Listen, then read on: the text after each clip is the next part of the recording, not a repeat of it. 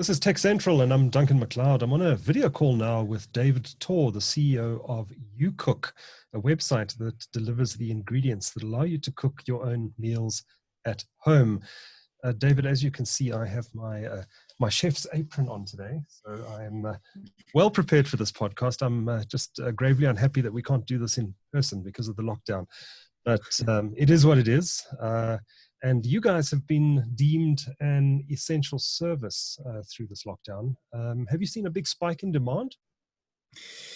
Yeah. So Duncan, we've almost double our kind of like planned business trajectory currently. So we've seen a huge spike in demand. Wow. We've had to, we've had to kind of gear up quite heavily in terms of sanitary and hygiene measures within the warehouse space. I mean, if we were kind of, I suppose, optimizing for growth over this period, we could definitely, we could probably get to 3-4 times what we planned from a business plan, from a kind of business trajectory perspective. But there are, constraints now in place to prohibit people from kind of being in general proximity to one another.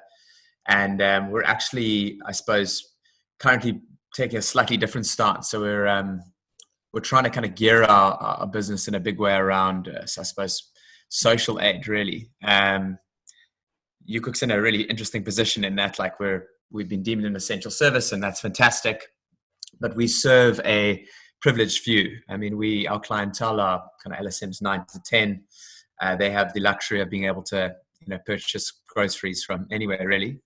And I think they kind of, see our solution currently as one that really, really makes sense contextually. And ultimately, what we're wanting to do now is trying to create something whereby all of the excessive upside that that we're experiencing currently, we're wanting to kind of push back into social causes. So we're going to be donating roughly around 25 Rand per box spread across our boxes, and for us that's substantial, and margins in food are not great. PC3 sitting at like 19%, so it's 25 Rand's a lot for us. Partnering with Food Forward, partnering with the Philippine Economic Development Initiative, and partnering with Ladles for Love. Due to the volumes currently sitting around 200,000 meals a month, we're hoping to feed around 400,000 people a month through these initiatives. So currently, I mean, it's a weird period because we're really, really privileged to be able to operate, and we're one of the few businesses able to do so.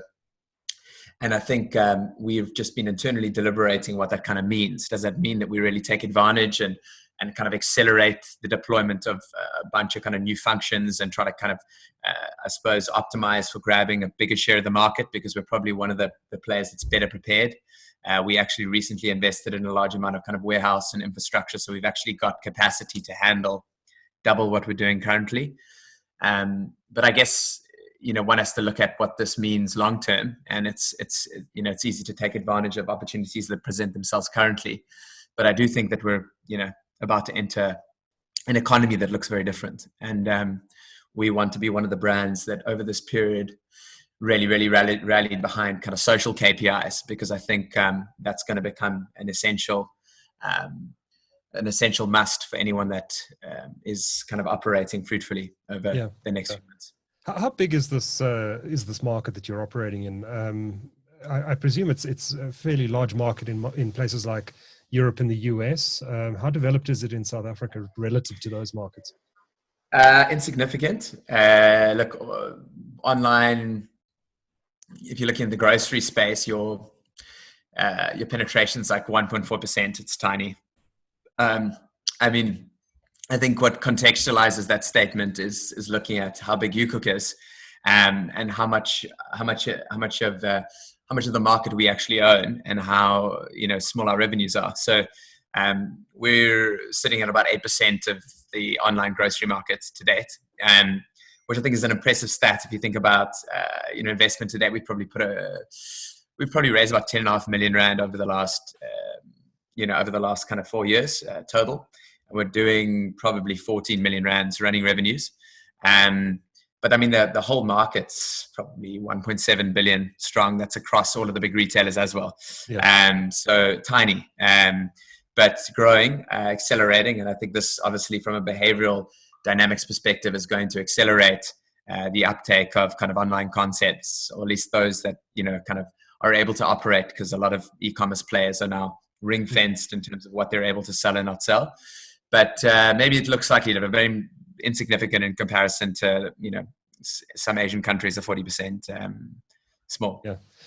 So what's your background, David? How did you come to UCOOK? It was founded in 2014, is that right? Yeah. And it was yourself and a partner who launched it. Chris. Correct, yeah. Chris Cohen. Okay. What were you doing before UCOOK, and why did you decide to pursue a startup in this area? I wasn't doing very much, to be honest with you. I mean, I wish I had a kind of prolific background with, I was very young. I was, kind of 23 when I started UCOOK, but I was a traveling wanderer, someone kind of looking for purpose. It's a good thing to do at that age. A long time to find some kind of calling. It's a very good thing to do at that age. Yeah. All right. So UCOOK, how did the idea come about? Yeah. So I think, I was obviously aware of dinner kit services at that point in time. There was a huge kind of, they were a big hit. They were making a lot of noise overseas. Businesses like HelloFresh, like Blue Apron, like Linus Matkas had done exceptionally well. And I think contextually, we had an interesting kind of bunch of characteristics within South Africa. You had Woolworths doing well in a kind of relatively recessive economy. You had the likes of Yappy Chef, as one of the kind of predominant e-commerce players, literally selling kind of high-end kitchen utensils. And I think we've got a really, really rich aspirational cooking culture in South Africa. We ingest kind of cooking media like no other country. Yes, Australian MasterChef, I think, is the most popular show in South Africa, from a kind of mainstream reality TV perspective. And I think there were a lot of, I suppose, environmental factors that I think thought made sense from. And we started small. We started in a garage in Newlands. I'll bet that helped in garage. Some of the biggest companies in the world started. So we had first delivery we made. We didn't really know what we were doing. We had a lot of passion and a lot of we aspired to be something great one day, but we definitely didn't have the tools or the know-how in the beginning. And for the first year, we were doing kind of insignificant numbers, maybe 25 boxes a week. So it was really a joke. Parents kind of kept us in the garage, supported predominantly by friends and family. But we did a lot of research and a lot of thinking over those periods. And we managed to get Silvertree, our first investors, to, I don't know why they backed us, to be honest with you. I mean, we had absolutely no credentials. We had like no real kind of like market position. We didn't really have much. And I remember still, to date, the moment when, I don't know if it was that moment, but we weren't able to kind of get any, the responses from Silvertree were becoming less frequent. And I think they were kind of looking at Daily Dish. You had about 400 running customers at that time. And then I said to them, listen, I know you got a shareholders dinner coming up. Can we do the catering for you? Which is a weird, obscure thing to, we weren't a catering business, but we did a great job.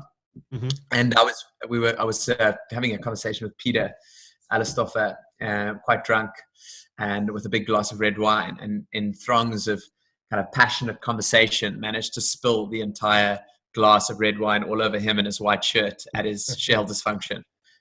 And I reckon that's when he was like, these guys are, they're in it for the long run. They're definitely passionate and tenacious. I don't know. I mean, so we were lucky, I think, in that we got funding early on, and we managed to kind of, I guess, execute what seemed to be quite lofty plans. And the business has grown. How big is it now? How many people do you employ? So including casual staff, we probably employ about 180 people. Wow. And full-time? Yeah. Full-time, probably about 120. Okay. Well, that's a reasonable size startup now. And you started in Cape Town, but you've since expanded. You're in Joburg as well? Yeah, we're in Joburg. We were in the majority of metropoles across South Africa. So we're now limiting delivery to Joburg and Cape Town, just because flights and the logistics associated with actually getting product anywhere have become increasingly challenging. But yeah, we were, we were delivering to almost everywhere up until quite recently. Mm-hmm. And where do you source your product from? Is it from supermarkets? Do you go directly to farmers? Do you go to, I mean, where are you getting the ingredients? So I guess, a big part of our narrative is kind of, I suppose, supporting kind of like local entrepreneurs and, creating kind of gainful employment through energizing the back end of our supply chain.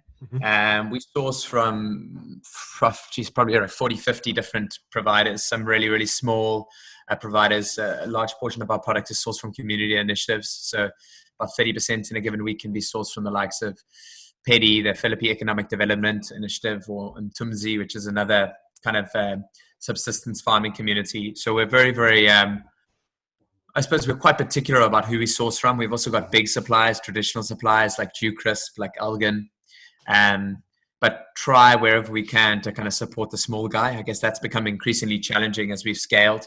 So, what we find is that our supply, our procurement strategy is quite a distributed one. We kind of try to take on as much product that is, has kind of relevant backstory as we can, and then we fill up the rest of the kind of running weekly orders with stuff that we source from bigger kind of traditional retail suppliers. So David, maybe take me through how it works. I've heard of UCOOK, but I haven't used the service before. You go to the website, which is ucook.co.za. And then there are different types of plans available depending on what it is that you want to eat, whether you're a vegetarian. I presume you can choose those sort of options. Does it work on kind of a subscription basis? Take us through the mechanics of it. Sure. So it's essentially, every single week we've got 12 meals on site. They're distributed, separated into three different categories. The categories are kind of, I suppose, they're not really dietetic. They're more kind of like lifestyle orientated. So we got a health nut, which is, I suppose, just generally healthy food. It's not kind of prescriptive. Then we've got a vegetarian offering, which is obviously for vegetarians. And then we've got an offering called Easy Peasy, which is really, it's cooking without the hassle. It's a lot of pre-prepped ingredients for people that want to experience that whole and get that validation from cooking a meal, but don't necessarily want to chop all the onions. Right. And sounds like yeah, sounds like me. Is that your most popular option by any chance? No. Health nut. So I think like people just generally think are so mindful about what they eat these days. So yeah, they generally tend to opt for the kind of healthier stuff. Interesting. But yeah, so it's you could either select a category or you can pick across categories. Bachelors, couples, families. That's 1, 2s, and 4s of the 3 different portion sizes. You select, I suppose, a combination of those kind of different characteristics, and then we build an order for you, and then it's delivered, and you get the exact amount of ingredients to cook those meals with recipe cards that guide you through that respective cooking process. So it's kind of like a recipe book that manifests the ingredients. It's like if people that want to cook, but they don't necessarily want to go and find sambal olek in some strange kind of Asian store. We allow you to kind of get all of the relevant things delivered to your door. And there's a lot of, I suppose, culinary enrichment in that we've partnered with absolutely everyone that's kind of relevant across the kind of culinary scope. So you really are learning from some of the better people in the kind of cooking space. And then there is a big lifestyle enrichment component. We're really, really ethical about where we source. We're all free range, pasture-reared, all of our meats. We source, fantastic kind of cheeses from really, really small artisanal dairies and a lot of veg product that's organic and sourced from kind of community initiatives. So I suppose that's the kind of product in a nutshell. Yeah. And the customers that you have on your system, do they tend to dip in occasionally and try out new recipes, or do they in general are they using the service all of the time? So the customers it fluctuates. You find a regular customer might order once a week in a month. Find some people order a huge amount and then they kind of get fatigued by continuously cooking. I mean, cooking is a activity that can be quite laborious, specifically if you're kind of time stretched, and it's nice to do intermittently. I think it's a really fun, engaging activity. We got a whole bunch of super users that literally cook every single day. Mm-hmm. They'll order our product 4 times a week. And then we got some people that order once every 3 months. I think it's a big mixed batch. But the majority of our users kind of come on and off based on, I suppose, their weekly requirements. Sometimes you've got 3 nights of the week to kind of sit down and cook, and other nights you're just busy every day. So there's a lot of fluctuation. And I think a lot of people have a lot of time on their hands right now because of this lockdown. So, and I think a lot of people are probably cooking for themselves for the first time in a long time, because they don't have any other option, because all the restaurants and fast food chains are closed. So that must be playing nicely into your business model. Big time, I guess. We're looking at fun, dynamic ways to kind of enhance the experience. We're going to be releasing some interesting, I suppose, dynamic additions to our core service in the coming weeks. But yeah, cooking is a fantastic activity in that, like, it's something that really kind of can be fun and collaborative. You can be cooking with someone, which I think is a great experience. It's also quite nice to kind of, the preparation of food is something that's quite, kind of cohesive, and it really kind of brings people together. If you've cooked a meal together and you sit down around a table and have a conversation, which I think these things become valuable, specifically over a period like this, where there's a lot of kind of dismay and misery on the exterior world, and people are indoors, and looking something fun and interactive to do, I think is a really nice kind of time filler. Yeah, for sure. Before I let you go, David, we are in a lockdown period. You have been deemed an essential service, so you can continue operating, but you must have had to put in some pretty rigorous precautionary measures to prevent spreading COVID-19. What are you doing on that score in terms of meal preparation, in terms of your drivers, in terms of deliveries to end users? We're doing a huge amount. So we run through about 16 sanitary processes a day now at the warehouse. The spot tests on entry and exit, so everyone's temperatures are checked on entry and exit. We've built a warehouse relief fund, which ultimately allows us, from a casual perspective, to have people kind of stay at home, even if they're feeling slightly ill, and they can continue to get a wage. So no one's fearful of actually alerting people to the fact that they might be feeling ill. Yeah. We're obviously, there's masks, there's routine cleans after every single process.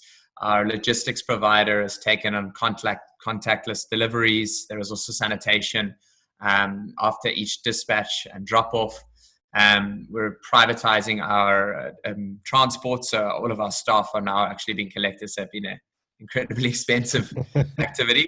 But yeah, all of that is now kind of privatized. And I guess also creating an environment whereby people are not working in such kind of close proximity to one another, and then being quite modular in terms of our kind of team setup. So tracking, grouping people together and making sure that they're working in operative teams, so that if a particular cell is, if we find out that one individual is sick, you're able to kind of cluster together the people that they've worked with and then run the examination process. So taking it very, very seriously, I think everyone has to at this point in time.